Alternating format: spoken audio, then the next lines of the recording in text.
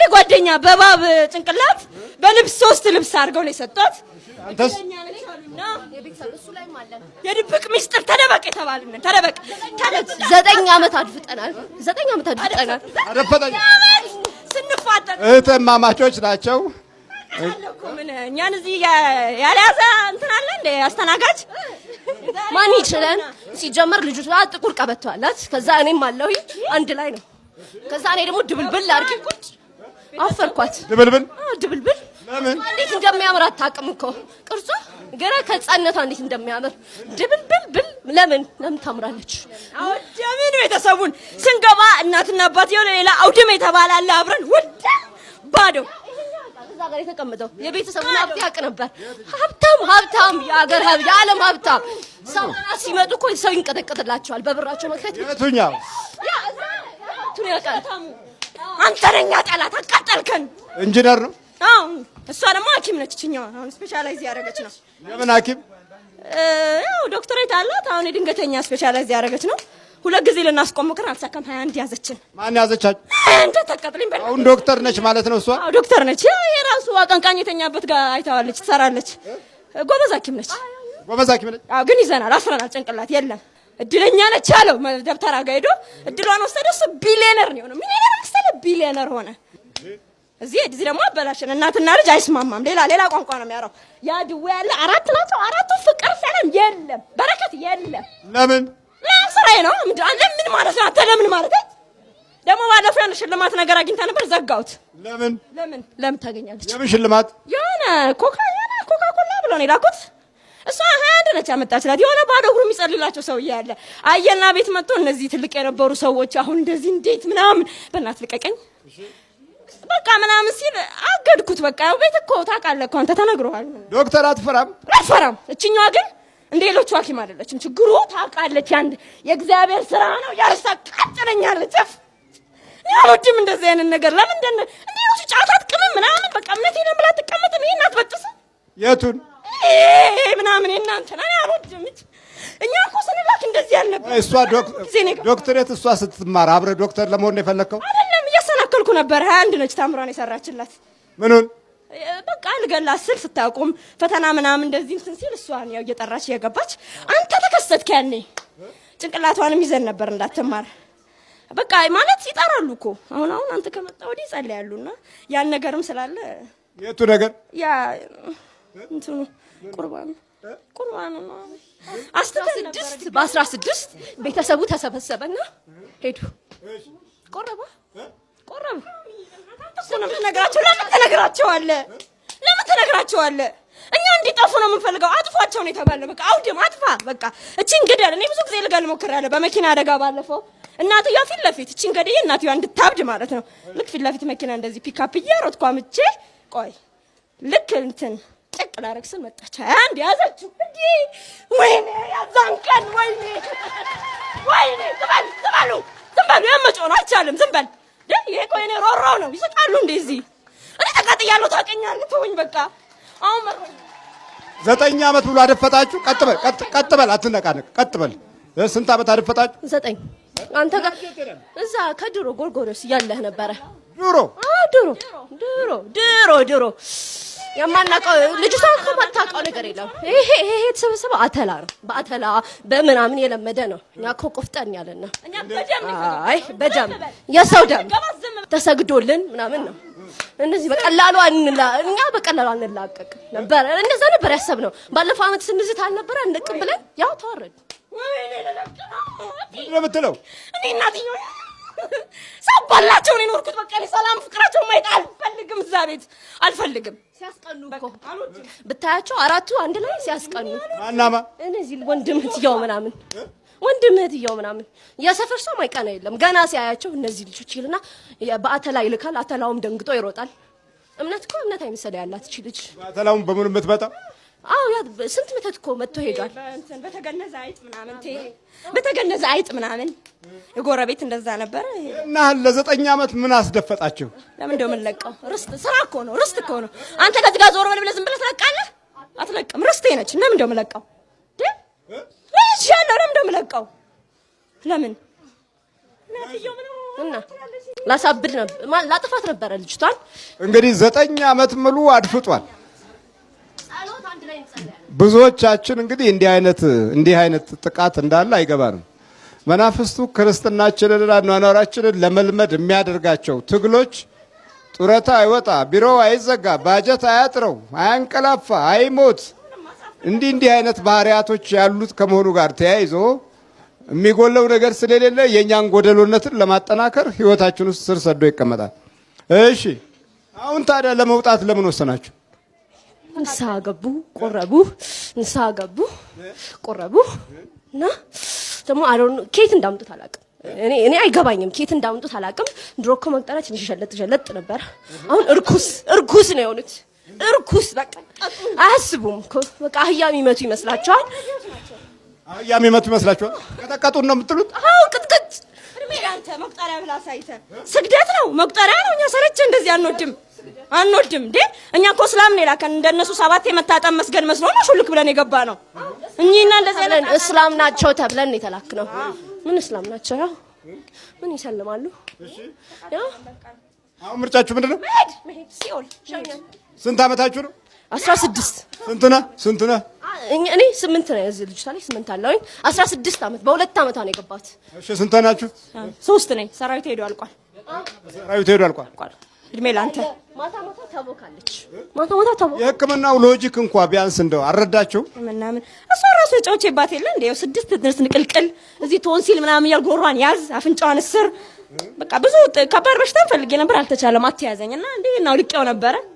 እሱ ምንም በቃ ብዙም አልጠቀመኝም። ባክ ትጠራለች። ችግሩ አሁን እኮ እኛ እንደዛ የሚሳካልን ጸሎት ምናምን የለም ተብሎ የተዘጋ ሰው ላይ ነው የሚሳካላችሁ። ታውቃለህ ለምን ጠይቀኛለህ? እሺ በል ተመርከክ ቶሎ በል ተዘጋጅ። አንተም ተዘጋጅ። ምንድነው? ሁላችንም ነን። ምንድነው? በየአይነቱ ነን። በየአይነቱ ምንድነው? ጠቋር፣ አጋንንት፣ መተት አጋንንት የሚስጥር ሞተር አይነጥሩ የዘርዛር እሺ በቃ ተጠጋሽ። እዚህ ጋር ተጠጋ። እሺ በኢየሱስ ክርስቶስ ስም፣ በድንግል ማርያም ስም፣ በቅዱስ ሚካኤል ስም ወደ ሲኦል እንገባለን። በቅዱስ እስጢፋኖስ ስም ሲኦል ታስረናል። ቶሎ 7 ጮህ ነው።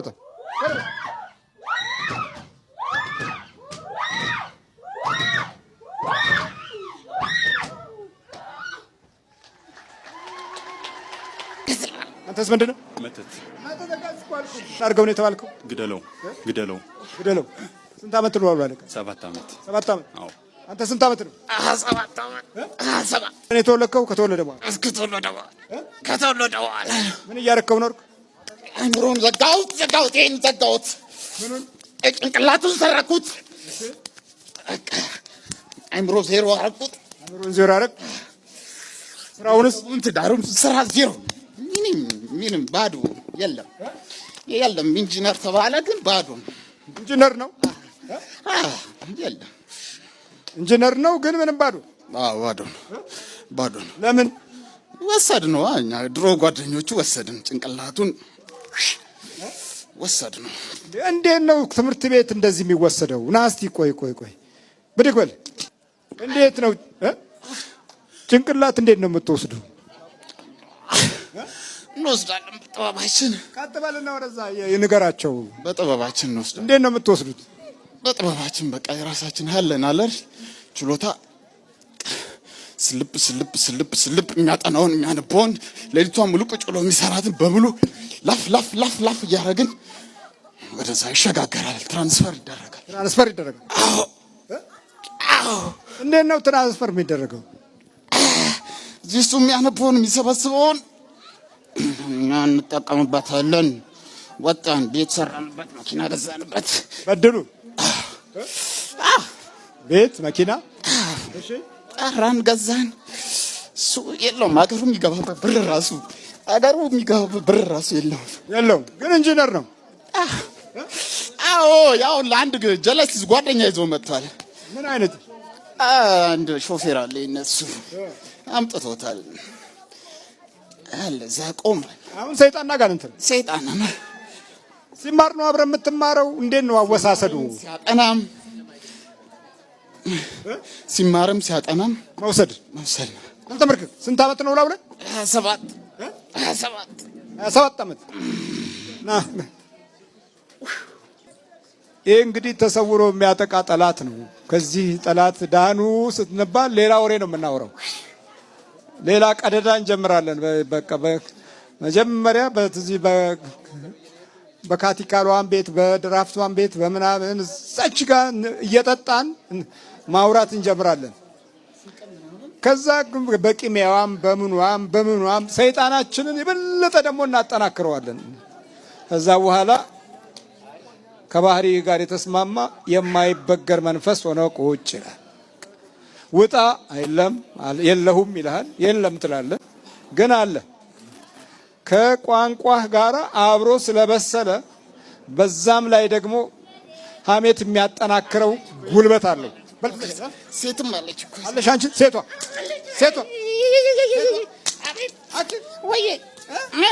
አንቺ ማነው ስምሽ? ሴት ነኝ እኔ። ሴት አጋንንት እንትን ያዝሽው ደግሞ አንቺ ሶስቱ ትምህርት ቤት ነው ያዝኩት። ለምን ያዝሽው? በቃ ሚስት እንዳገባ ምናምን ሚስት እንዳገባ ጓደኛ እንዳይኖረው ነበረ፣ ግን አልሆነም። ምን ቸኮልክ? ምን እያረከው ነው? ልኮ ምን እያረከው ነው? አሳምመዋለሁ። እጁን ቆልምሜ ያለው ሁሉ ነገር አድርጌዋለሁ። እንዴ ነው የቆለመምከው? እጁን በልጅነቱ ነው የቆለመምኩት። በልጅነቱ ነው የቆለመምኩት። የቆለመምከው? አዎ። በዚህ ዙር ፊት ነው ቋልኩ። እንዲህ እንዳልኩኝ ስደደኝ። ልሂድ ላኬን ዝበለ ትዳር ላይ ትንሽ ረበሽ አበጥበጥ አረጋለሁ። ሚስቱ መበለት ትሁን የሚባለው እንግዲህ ይኸው በዚህ በሴቷ አጋንንት የሚያዘው ትውልድ በቃ ሁሌ እንደተጣላ እንደተበጣበጠ ነው። ታዲያ ሚስቱ ምን ትሁን? መበለት ትሁን። ያ እርግማኑ ወደ ቤተሰብ ውስጥ ይገባል።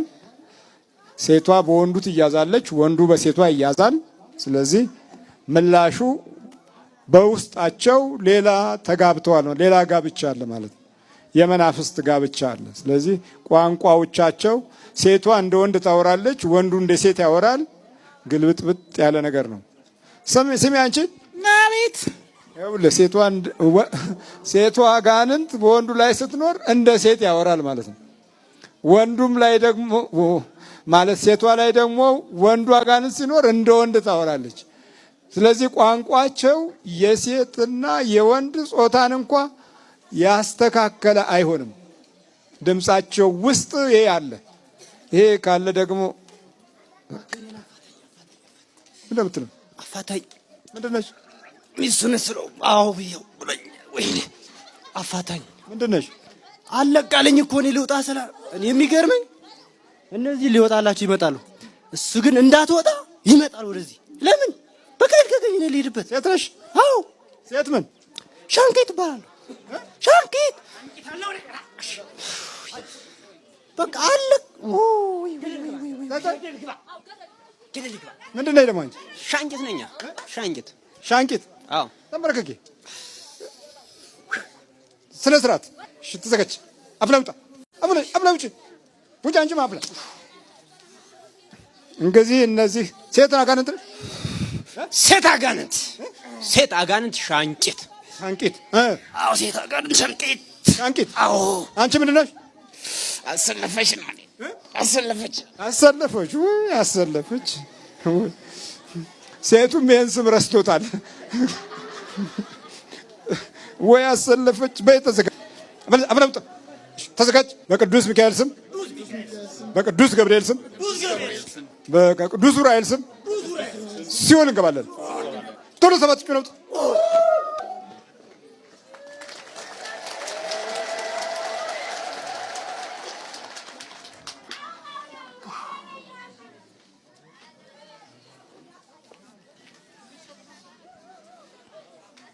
መቼም በንጹህ አእምሮ ስብዕና እንደዚህ የሚሆን ሰው የለም። እንደው ሩቅ ሆነ የምታየው ዝም ብለህ የምታየው ከዛ ደግሞ ዝም ብለህ የምታወራው እንዲህ ተገዶ መከራ የሚያይ ሰው የለም እኮ። በርታ። ማነው ስም? ወርቅነህ። ምንድን ነው ችግር? ያመኝ ነበረ። በል በርታ። ማነው ስም? እለስ ቤት ሴትና ወንድ ሆነው ነው አንተ ውስጥ ይታወቀኛል። ግን ያው በጣም ያስቸግረኝ ነበር። በጣም ነበር የሚረብሸኝ። በጣም ይረብሸኝ ነበር። አእምሮ መስለብ ነው እኮ አለ። ያው የእርሶን ትምህርት በሬዲዮ አብሲኒያም በሲዲ ማየት ከጀመርኩ ጀምሮ ያው ውስጤ የሆነ ለየት ያለ ወይ ድመት መታ ከቤት ውስጥ ካልጋ ስራ አልወጣም ካለች ወይ አይጥ መታ ማይሆን ሂጅ ከዚህ ብሎ ካባረሯት በኋላ ተመልሳ የምትመጣ ወጥመድ እየተጠመደ ወጥመዱ ማይዛት ከሆነ ጉንዳንም ይበዛ ይሄ ልፋጭ ያለው ምንድነው ቀንድ አውጣ በረሮ ዝማሚት ጉንዳን ምናምን በሚበዛበት ሰዓት ላይ ወይ ድግም ተደግሞብኛል ወይ ደግሞ እዚህ ቤት ውስጥ የሆነ ነገር ሊመጣ ነው ብሎ ያስባሉ። ይሆናል የቤተ ክርስቲያን አባቶች ሆናችሁ ጸበል ቦታን እንዲዘጋና የጸበል ቦታ ላይ ትኩረት እንዳይደረግ በሽተኞች ላይ ትኩረት እንዳይደረግ ወይም ደግሞ መናፍስት በተመለከተ ጉዳይ የመናፍስትን በተመለከተ ጉዳይ ቸል ተብሎ ሆስፒታል ልንገነባ ነው እርዱን አስራታችሁን አምጡ ብላችሁ የምትሉ ሰዎች እስቲ ይሄ ነገር በደንብ ተነጋገሩበት። መምህራን አባቶች ይሄ ነገር ተገቢ ነው ወይ? እንደዚህ ነገር ያስኬዳሉ? ለያውም ጸበሉ ቦታ ላይ ኮሮ ደግሞ ጸበል ቦታ ላይ እዛው ጸበሉ አጠገብ ሆስፒታል ይገነባል ነው የሚባለው። ይሄም ማለት ነው እግዚአብሔር ማዳን አቆሟል። በመድኃኒት ነው የምትድኑት፣ በኪኒን በመርፌ ነው የምትድኑት ነው ወይስ ሌላ ገንዘብ የማግኛ መንገድ ነው? ለአልጋ ለእያንዳንዱ እንደ ግል ሆስፒታል ህዝቡን ለመቀርጠፍ ነው። ጸበል ቦታ ገንዘብ ብዙም ስለማይገኝበት በሆስፒታል ለማጨድ ነው። እንግዲህ የግል ሆስፒታል እኔ እንኳን ታመሜ የዛን ጊዜ ስገባ እግዚአብሔር ይስጣችሁ እንጂ እናንተ ናችሁ የከፈላችሁልኝ 98 ሺህ ብር ምናምን ያወጣ ነው። ለ3 ቀን እኮ ነው 3 ቀን ለተኛሁበት። ለዚያውም ብዙም አልታከምኩም የነርቭ ችግር ስለነበረ ነው። ሌላ ነገር ቢኖር በጣም ብዙ ወጪ ሊኖር ነበር። በአንድ ሳምንት ውስጥ ግማሽ ሚሊዮን ብር ይገባ ነበር ማለት ነው። ምናልባት ይሄ የዚህ ገንዘብ ጉጉት ይሆን አባቶችን ሆስፒታል እንገንባ የሚሉት? እውነት መኖር እኮ አይከፋም እኮ። ግን ጸበል ቦታን እየተሳደቡ የሚያጠምቁ አባቶችን እያዋረዱ እየተሳደቡ መንፈስ የሚባል ነገር የለም የራሳችሁ ጭንቀት ነው ብለው ጭንቀታችሁ ነው ይገርማል እኮ የእናንተ ጭንቀት ነው መታከም ነው ያለባችሁ። ገንዘብም ሲከስር በደም ጥረህ ግረህ ስላልሰራህ ነው እንጂ ሰላም የሚባል ነገር የለም ብለው እየተናገሩ ለሰይጣን ጥብቅና እየቆሙ ነው ያሉት። በጣም እኮ የሚገርም ነገር ነው እውነት። ሰው እንዴት ለሰይጣን ጥብቅና ይቆማል? እሱ ጥፋት የለበትም እየተባለ እኮ ነው ያለው። ወደ ሱቁ የት ቤት ተከራይቼ ልሳቃለ ሰውዬው ተከራይ ሆኖ ሲስቅ ከት ብሎ ሲስቅ ሄትየዋ በሩ ጓጓ ያደርጉበታል።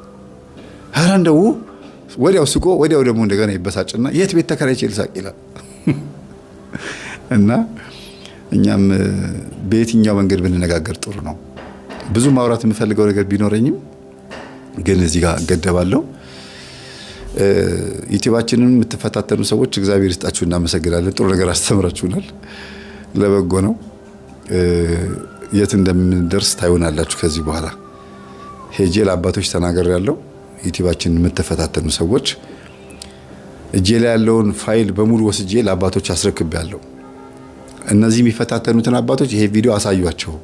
ይሄንን ገበና ተሸክመን ነው የተቀመጥነው፣ ዩቲዩብ ላይ መልቀቅ አቅቶን አይደለም ብለን ተናግረናል። እና እግዚአብሔር ልቦና ይስጣችሁ ልንል ነው እንግዲህ ምንችለው፣ ሌላ ምንም አንልም። አባታችን መላከ መንክራት መምህር ግርማ ወንድሙ ታስረው በነበረበት ጊዜ ቮት አድርጉ፣ ቃል ስጡ፣ ድምጽ ስጡ ተብሎ ነበርና 28 ሚሊዮን ሰው ነው ቮት ያደረገው። ይሄን ታውቃላችሁ? ቮት ያደረገው ድምጽ የሰጠው ማለት ነው። በሚዲያ እኮ ነው። እኛ ብንፈልግ ይሄንን ህዝብ በሆነ ነገር ሌላ ነገር ውስጥ መክተት ይቻላል ይላሉ። እኛ እኮ በህብረት ተነስተን እንደዚህ ማድረግ እንችላለን ይላሉ። እንዴ ትምህርት በማዳመጥ ከሆነ እኔ ይሄን ያክል ተከታያለኝ ይሄን ያክል ተከታያለኝ አይደለም እኮ የሚያዋጣው። በዚህ ዩቲዩብ መርሃ ግብር ላይ ምን ያህል ሰዎች ንስሐ ገቡ፣ ምን ያህል ሰዎች ቅዱስ ቁርባን ተቀበሉ፣ ምን ያህል ሰዎች ወደ ክርስቶስ ህብረት መጡ ነው የሚባለው እንጂ ይሄን ያክል ሰዎች አሉ ይሄን ያክል ሰዎች ከተባለማ ይኸው ቁጥር መጥራት ይቻላል። 28 ሚሊዮን ሰው ያረ ከዛም በላይ በጣም ብዙ ህዝብ። ምክንያቱም ውስጡን በቤቱ የሚሰግድ የሚጾም የሚጸልይ ይሄ መናፍስ ሴራ ነገር የገባው በጣም ብዙ ህዝብ አለ፣ በጣም ብዙ ህዝብ አለና የግብጽ ኦርቶዶክሳውያን ዘማሪዎቻቸው እና ሰባኪዎቻቸው ዩቲዩብ ከፍቷል፣ ቲክቶክ ከፍቷል ከተባለ በጉባኤ ነው ተነግሮ ሁሉም ተሰብስበው ሰብስክራይብ አድርጓቸው የሚባለው እንጂ በአደባባይ ሪፖርት አድርጓቸው አይባልም። እና በጣም ነው የምናዝነው፣ በጣም ነው እውነት እና የምናመሰግነው የምናዝነው። ኢትዮጵያ ኦርቶዶክስ ተዋሕዶ ቤተክርስቲያን መምህራን፣ አገልጋዮች በአጠቃላይ ለማህበራዊ ሚዲያም አንመች፣ ለእግዚአብሔርም አልተመቸን፣ ለራሳችንም ለቤተሰባችንም ጤነኞች አልሆንን። እንደው ዝም ብሎ ብቻ ከንቱ ህዝቡን ይሰበስባሉ፣ ይበትናሉ፣ ይሰበስባሉ፣ ይበትናሉ። ጥርት ያለ አነስ ያለ የተወሰነ ህዝብ ማዳንን የመሰለ ነገር የለም። ከብዛት ጥራት የሚባል ነገር አለና እግዚአብሔር በዚህ ክፉ ዘመን ሰብስቦ ነጭ ልብሳችንን በበጉ ደም አጥበን ለቅዱስ ቁርባን በቅተን ዘላለም የሆነችውን ገነት መንግስተ ሰማያት እንድንወርስ ይርዳን።